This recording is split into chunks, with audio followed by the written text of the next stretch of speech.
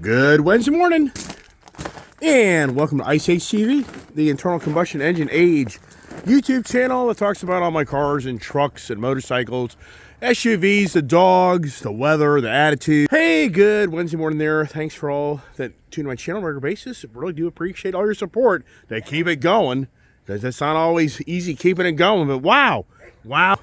On the Winter Wonderland, look at my pond. My pond just may freeze over where I could actually maybe walk on it. Maybe. I don't know. That can get a little treacherous, but I have skated on my pond. I have walked across the pond. If it just stays cold enough long enough. Had a blast yesterday in the four-wheeler and the dirt bike, if you're watching my channel. That was just a lot of fun. And it is the winter wonderland, as we all say, is the snow.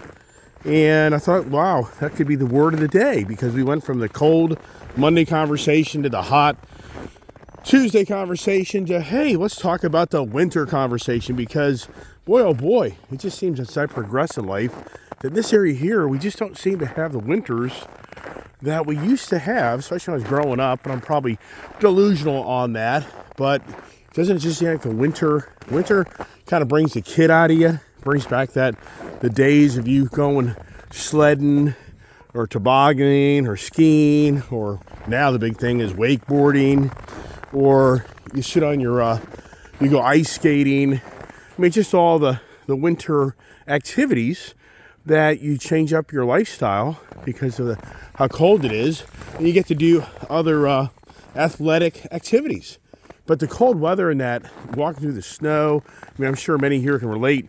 They grew up as a kid when you went up and down that side of that hill and wanted to sled back down. Boy, if I was in a workout, what wasn't? And then for so many growing up, if you didn't have the luxury of having a snowblower or a tractor, you got to start shoveling. And boy, if that wasn't a workout, and sadly, there's so many stories of people have died from shoveling. For me, I ended up having two major hernias from all the shoveling of being in the public telephone business, where everybody would plow all their snow into my payphones, and I'd have to go drive around for weeks on end digging out my payphones to keep the monies coming in, and it was just crazy. And so for me, I just dreaded the big snowstorms, because I knew my business the lights would turn off, because all these snowplow guys would just plow all their snow into my payphones, which then made it challenging for me to make money because people couldn't get to my payphones. But here we are in the garage, and I had rearranged a few things up front here, and it is cold. It's like 17 degrees right now. And a big shout out to Keith, really cool guy, reached out to me wanting a Ice Age TV sticker, who's actually local, lives pretty close to me, and he's a car enthusiast. He works at a Cadillac dealership, and it's pretty cool because he likes what I have, but he actually emailed me the collection of cars that he has, and hopefully I'll remember to bring that up at the end of the conversation here and share with you his love for all the toys and vehicles that he has a love for. So thanks, Keith, for supporting my channel and asking to, as he say, put my sticker on something that he owns to share the channel. With him having so many vehicles, maybe he needs 2 stickers. I'd give him 2 stickers if he wants them. So anyways, the Winter Wonderland, the challenge of winter is just so incredible on how me growing up in the 60s, 70s, 80s, how back then the technology wasn't so much fuel injected. It was the carbureted cars, and it's just so many people I'm sure can tell the stories of people trying to get their cars started in the winter months and witness your neighbor whose car couldn't start because of the carburetor issues, or you had a dead battery. I mean, this is the time of year now where in the automotive industry, this in some ways can be a heyday for the battery guys, for the windshield wiper guys, the windshield washer fluid guys. If your car's just on the edge of not running right, I think these colder months truly do create that. The tires, if you're a tire dealer, a guy that's going to run around the tires that are borderline gone, he's going to have no choice to probably buy new tires because he's slipping off the road. How many people haven't seen that, where people go off the road? And it is so important on how these tires if you're not in good shape, they can make a huge difference. And you're going down the road and going off the road, and that turns into a major problem. And it's just, for me, being the motorhead, I own so many different vehicles that I can tell the difference in the tires. And those Nitto grapplers, those things suck. If you were watching my YouTube channel and all, and you've seen over the years all the different vehicles I've had, I had a used Calvary Blue Toyota that I bought through Carvana, and man almighty, those tires, they were just terrible. In the snow months for me, some might challenge that, but then I always go back to the same old conversation about how the winter months, the colder months, change the dynamics of the tires on your cars. And if you have performance vehicles, it was classic. Yesterday, my daughter and I were at Roy Rogers, and I watched a guy go by in the previous generation Ford Mustang with, this is yesterday, with it snowing, with it in the 20s, and I witnessed a guy go by with his Ford Mustang, and he's driving 20-degree weather. Now, it turns into an argument, but if you read this little door sticker here, I've shown everybody many times, this thing's telling you that once the temperature gets below a certain temperature, there, what is it, 45 degrees, you're not supposed to be riding around these tires. So then the guy in the Mustang, he's befuddled when he goes off the road in his Mustang, when he'll tell you, I was just driving down the road, and the roads for the most part were pretty clear, but then it went off the road, and now it's sitting in a ditch. Like, yeah, buddy, because you don't read your instructions. Oh, wait a second, read instructions. Who does that? I got to get the lights, camera, action on, get the shop lit up, even though it's so cold that everything kind of takes time to do. The LED lights, you know, the old fluorescent lights, remember those? It takes a little while for them to warm up. And I'll leave the dogs out here because I just don't think they're going anywhere. Let them kind of run around and do their stupid stuff. But what a blast yesterday in the four-wheeler. That was so much fun. And the snow was just right, where it wasn't too deep, wasn't too shallow. And you could really have a lot of fun on doing your antics on these four-wheelers. And for me, I can so remember growing up back in Jersey and having my YZ80, my YZ125, and jumping on my dirt bike in the winter months. And I drove the roads, though, believe it or not. I'd get out on the roads, but we lived out in a rural area. But I would just go up the road in the snow. It's like, what, the cops would be driving down the road and try to come after me. So I used to just love doing that. That was so much fun. But was I freezing? Yeah, I was freezing. Where are you, puppies? Don't get too far away.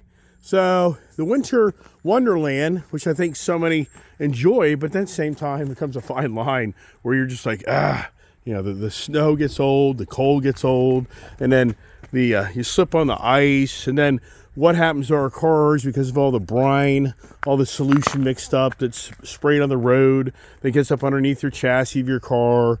And I mean, who wants to do that? Who wants to drive your nice car at this time of year, in which a lot of people, I'm sure, do not touch their nice car. I mean, I'd even be willing to venture some of these high-end, nice SUVs. People are just like, no way, man. I'm going to drive the beater car. But that's the thing. You go back to the era of my age growing up, and you know, what did you see driving around the road? You didn't see all these SUVs and trucks. You saw the cars. I mean, this is no lie. My first Dodge Charger, new generation, 2015 B5 Blue that I bought, I picked that up in January from Dulles Dodge, and I drove it home in a snowstorm. And that car actually did fairly well. I'm sure as many people here on my channel can relate with how their father, mother, uncle, grandfather, whoever it may be, they drove these just cars around the snow, and they got around. I mean, they didn't have all the luxury or the technology of all these four-wheel drive vehicles. So you go back to the 60s and 70s, even the 80s, it was more dominant cars on the road than the trucks and SUVs. And people managed to put sand in the back of they put weight in the trunk. They changed out the rear tires to snow tires. I mean, some people that don't live in these colder environments, they probably don't realize a lot of people, they change out their tires in the winter months to accommodate the colder temperatures to be able to get around their car.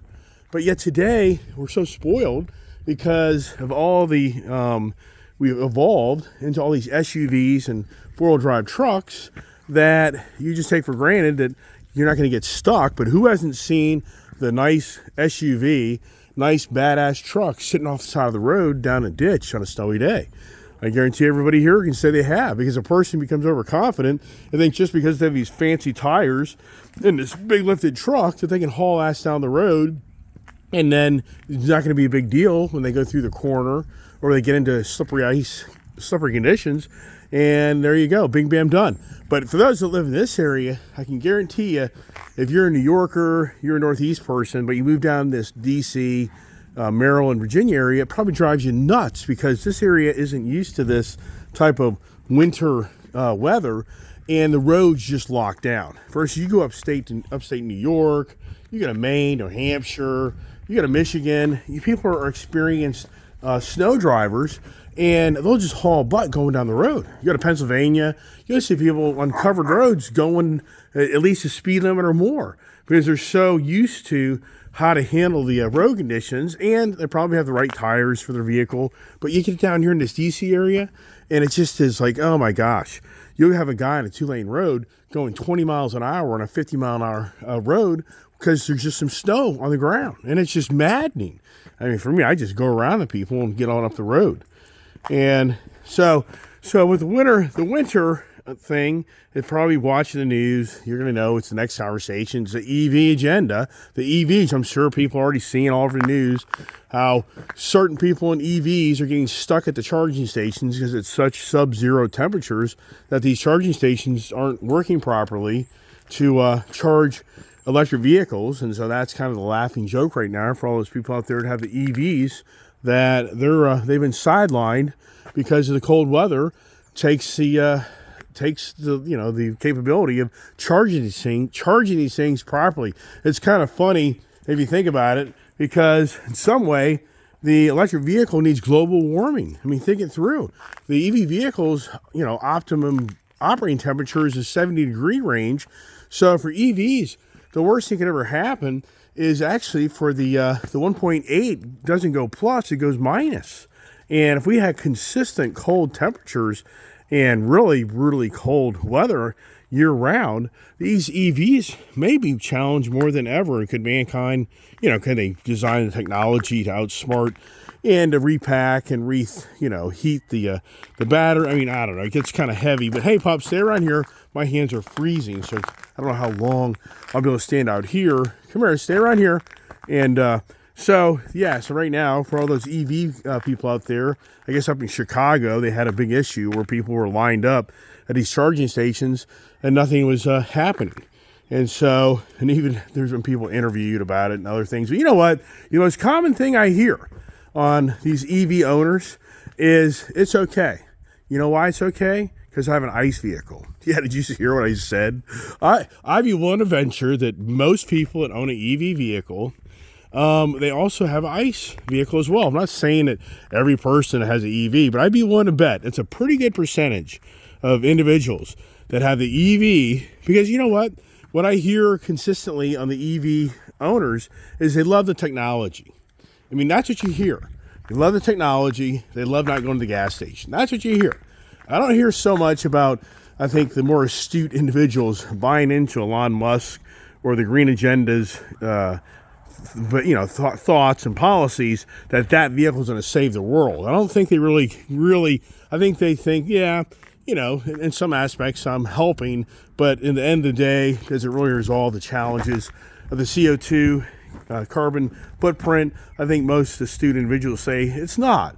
But I just love the technology of that vehicle and what it can do for me and how much fun it is and how powerful it is. So if you're watching my channel as I drink my coffee, got to switch up hands here because my one hand is freezing. Woo! It's cold. It's cold. If you're watching the channel, you'll see that yesterday was a total takeaway day from my 392 deal. Just incredible. Wow. Just beyond believable of what played out again. It just seems like, it kind of in some ways seems like it just isn't meant to be on the Mopar, Gas Guzzler, Ram TRX, and the 392 Jeep Wrangler. It just seems like, but they're so expensive.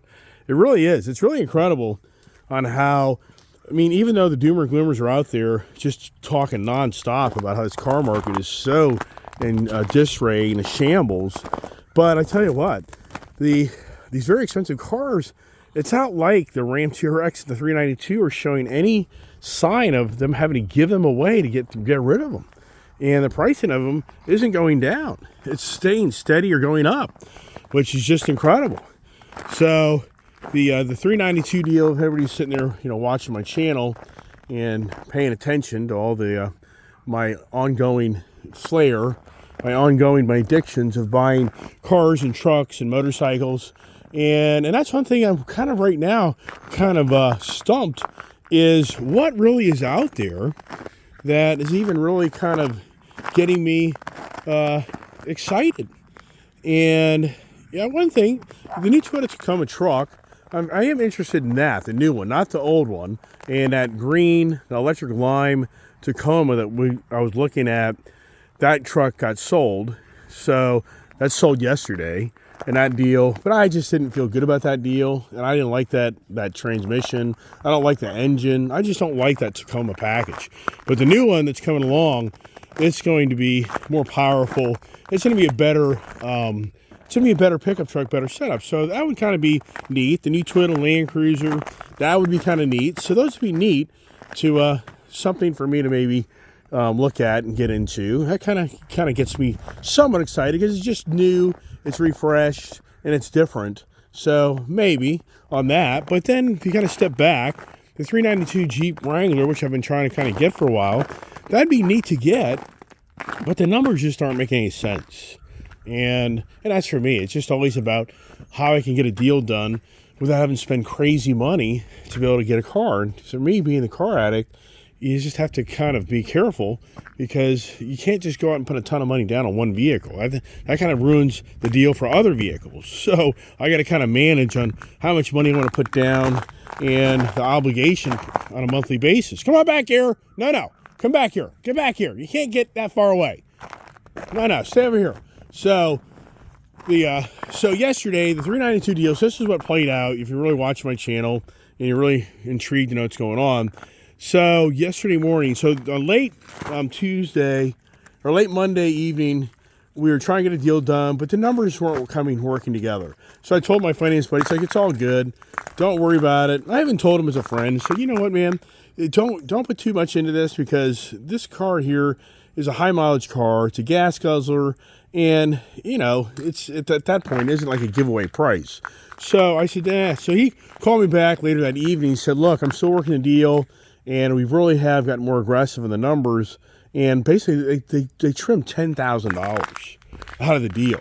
And I was like, wow. So he said, just give me tomorrow, and I'll call you and let you know what we can get done. So sure enough, yesterday morning, he called me, and he said, hey, man, he said, the Piranha. I call him the Piranha. My good friend Jake, he's a great guy, and he gets into deals, and he just won't give up. So he's like, the Piranha is on the phone. I'm like, oh, hey, man, what's going on? So he's like, hey, I got the deal done, and blah, blah, blah. I'm like, wow, that's beyond believable. You pulled that off. He's like, yeah. So yesterday morning, I'm posting to everybody, hey, here I go to get my 392 and to give up the Jeep Gladiator, blah, blah, blah. And not 5 minutes after I got into that conversation, he calls me and goes, stop, don't come up here yet. I'm like, why? He's like, the owner just called me and said he's got to come in and look at the numbers. He doesn't think it's going to work. I'm like, what are you talking about? You just told me the deal was done. And you went back and forth with the finance company over and over again. You busted your ass, and you're telling me now that these aren't the real numbers? He's like, man, I don't know. Just give me some time. So I personally called the owner and said, hey, what's going on? And he's like, look, man, I can't do this deal for you. We're losing on this deal. I mean, I'm giving you this truck, and I'm giving you too much money for that Gladiator. He's like, I can't do this deal. But then I'm like, but you're the guy that threw the numbers out there. I didn't throw numbers out there. You did this. He's like, look, man, man, as much as I love you, I just can't do the deal, man. And I got another guy that'll pay a lot more money for that thing, and I just got to make the money, man. And then he goes into the story of, hey, man, we're losing our ass. We are losing our ass.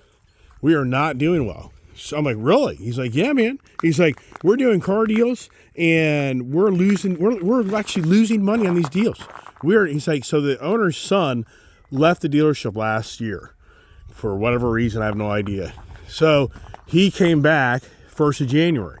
And in that term, I will tell you this much. Since he left, it seems like the inventory at dealership really has gone to a shambles. It isn't like what it used to be. So So anyways, he's back in charge. And he's like, why don't you get something else? I'm like, because your inventory sucks. He's like, yeah. I said, your inventory sucks. You don't have anything. You don't have anything, man. There's nothing else. I wouldn't even be talking to you today. Went for that $392 used Wrangler I thought I was going to get for a great deal. Makes sense. He's like, yeah, man, I hear you. But I just can't take a loss in this vehicle. I can't do it, so I'm not going to do it. But he's like, give me some time. I'll get in the office. Let me run some numbers and see what I can do for you. I'm like, yeah, whatever. So then my friend Jake, I called him, the finance guy, and I said, hey, man, look, you know what? I'm about done. Man. This is like now the second time that I've had the rug pulled out from underneath my feet. I had a Ram TRX deal done with you guys that went for Friday. They had to go to a Monday to get the deal done. And sure enough, by the time from Friday to Monday, the freaking truck got sold. And if you watch my channel, I told everybody what'll play out. What'll play out from me trying to get that deal on Saturday to go to Monday. I told everybody the truck will be sold to somebody else. It'll play out that way, just no doubt in my mind.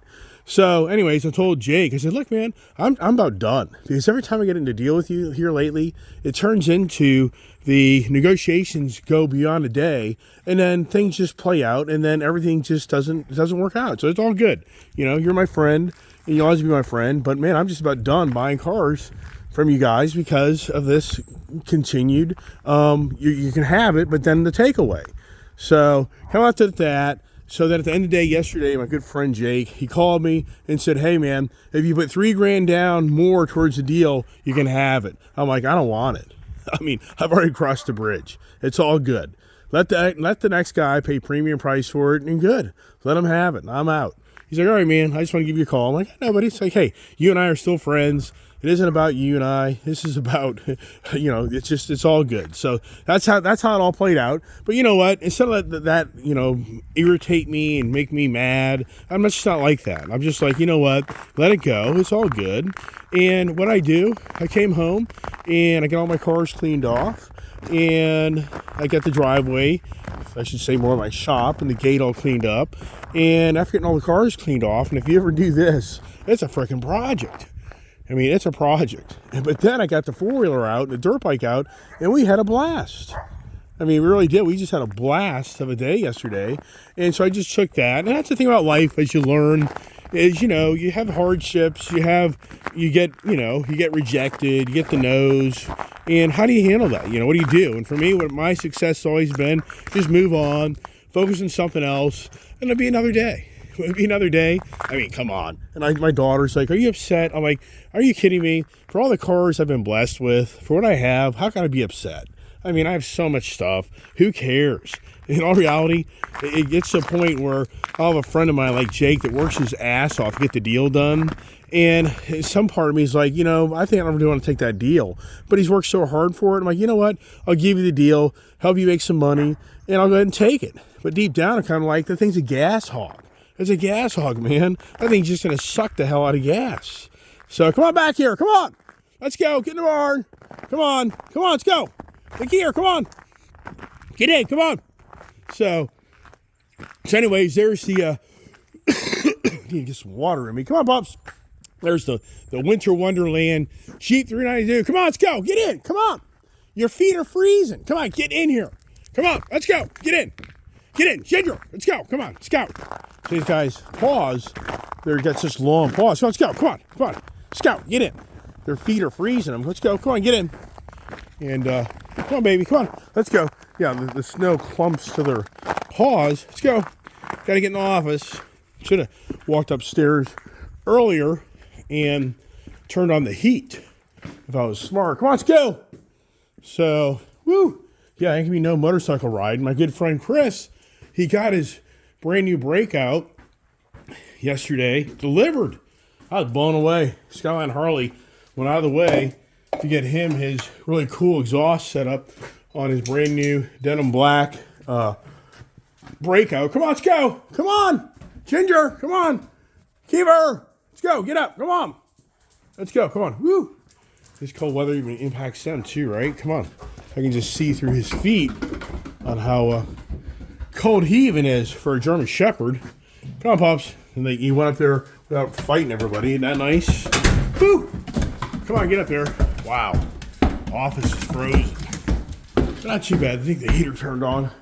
So yeah, so my good friend Chris, who I went out of my way on Saturday to try to get him a trailer, get him picked up with my trailer. It didn't work out. And then he wanted that custom exhaust on it. So, and he's truly excited. It's a badass looking bike. I told him, let's trade. I really told him, let's trade bikes. Because I like that black denim. And the black denim is only a 1 year run. Hold on. Let me get my heat going with my frozen hand and with the winter wonderland. But here's the thing. I tell you what, if we aren't witnessing the most Looney Tune times of our lifetime, I don't know what we are. Just think this through. Here we have Elon Musk. I'm telling you what, I know a lot of people love Elon Musk, but the guy's freaking, he's a dangerous guy, man. I'm just telling you, the guy is dangerous. He's right now negotiating with Tesla to be paid more money, for him to get more stock options back. He's threatening to leave Tesla if the board members don't award him more stock options. You just hear that? And he's telling the board members if he doesn't get a bigger share back of the Tesla stock, he's going to move on and focus on robots and the Mars, the SpaceX. And this is really going on because he spent so much of his stock money to buy Twitter that took away his stock position. So he wants it back. So he's telling everybody, hey, listen up. Either you play to my demands or I'm leaving. Wow.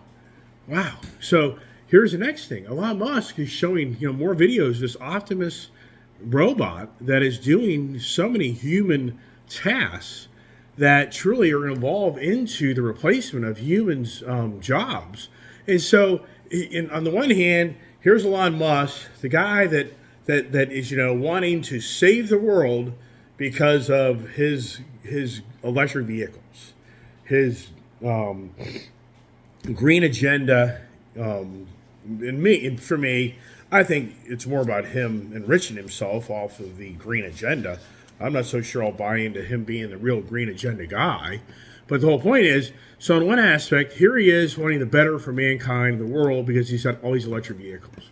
But on the other hand, here's a guy that's developing with the artificial intelligence, along with Sam Altman, Bill Gates, a list of very wealthy, to-do people that are taking away mankind's jobs and mankind's capabilities, because this artificial intelligence really is gaining a lot of traction, a lot of attention, and it really is happening.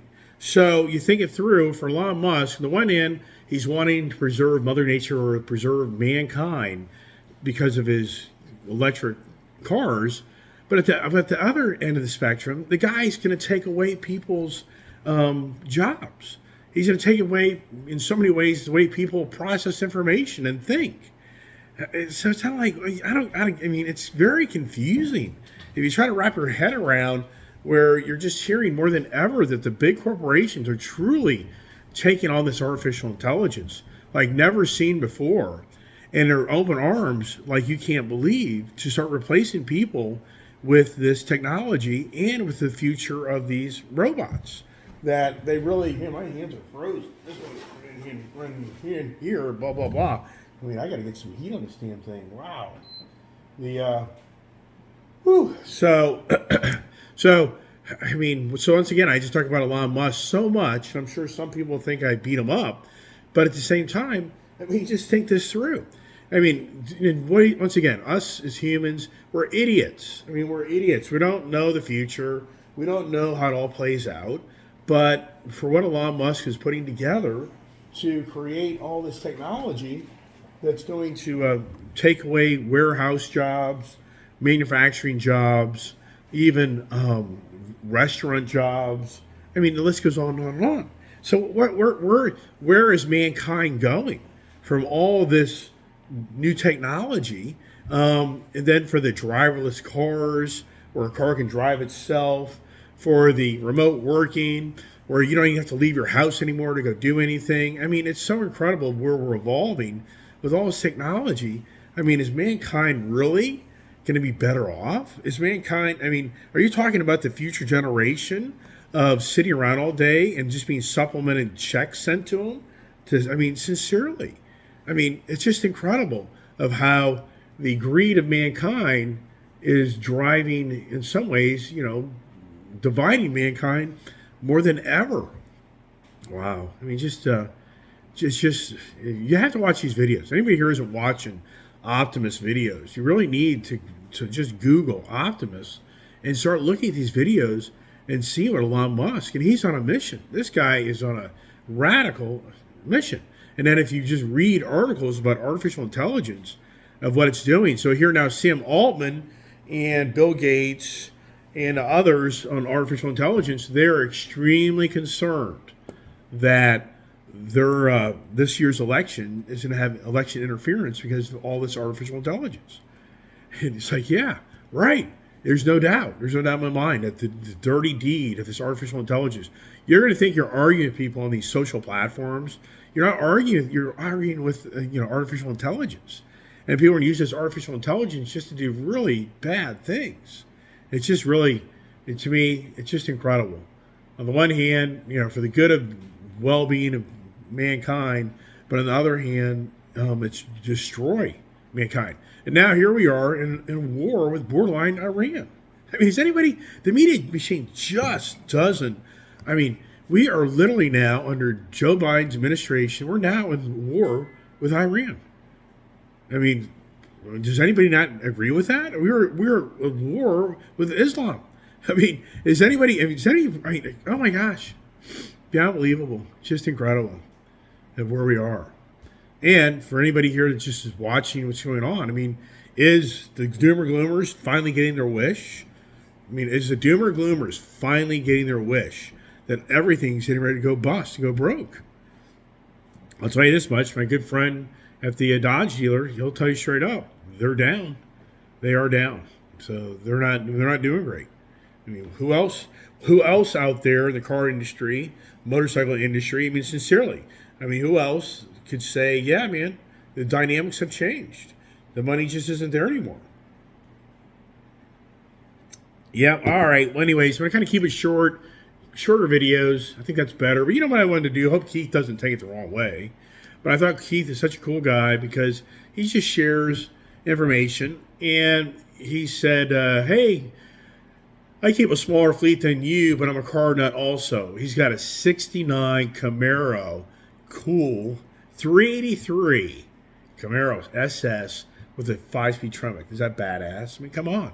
That is awesome. He's got a 2015 F350 King Ranch, 6.7 diesel. He thinks that's his best truck ever. He's got a 2004 F250 4x4. Awesome. Wow. 1998 Chevy 3500 HD dump. He's got a 19 Mustang EcoBoost Premium Performance Package. He's got a 2011 4Runner for the wife. He's got a Chevy Tahoe daily. And he's got a nice Harley Davidson Street Glide Special, which you got out there is Skyline 2017. So, this gentleman here, I really do appreciate him sharing his true love and passion for these ICE vehicles. What's interesting, there's not one electric vehicle on this listing. So he's a true ICE. He's a true ICE subscriber because it's all about the ICE. It's all about the ICE. All right. Well, hey, everybody. Once again, thanks so much. And hey, I'm going to send Keith 2 stickers. I'd send you 5 if you want them. Doesn't matter to me. I don't think you want to put a sticker on everything, but it's Ice Age TV comments at gmail.com. I'll send you a sticker. Now, my daughter has got me an Instagram. So now I'm in an Instagram, and it just gets too complicated starting to try to post videos there and here. It is kind of neat. So my daughter is proactive on wanting me to be on Instagram. She's saying I need to tell everybody that I'm Ice Age TV YouTube. That's my username, Ice Age TV YouTube. Even for me, it's so new. I got to look at it, make sure I'm telling you the right information. But let's see here. Where is it? I don't even know. Oh, yeah. So it's Ice Age TV YouTube. You see it here. I don't think it'll come through or not. But that's my, what the hell?